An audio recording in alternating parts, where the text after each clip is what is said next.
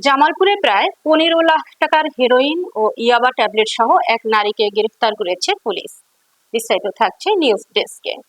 গতরাতে শহরের পূর্ব কাচারিপাড়া খানবাড়ি এলাকা থেকে তাকে গ্রেফতার করা হয়েছে। এ সময় তার কাছ থেকে 1500 পিস ইয়াবা ট্যাবলেট ও 104 গ্রাম হেরোইন উদ্ধার করা হয়।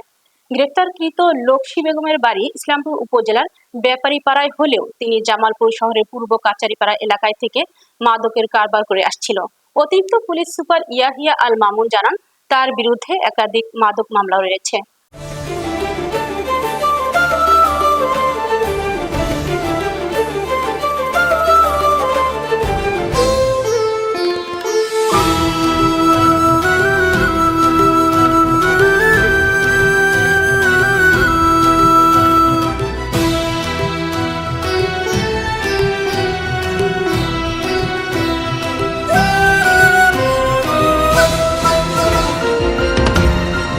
টেকনাফ থেকে তেতুলিয়া, রূপসা থেকে পাথুরিয়া, বিশ্বজুড়ে রূপসী বাংলা।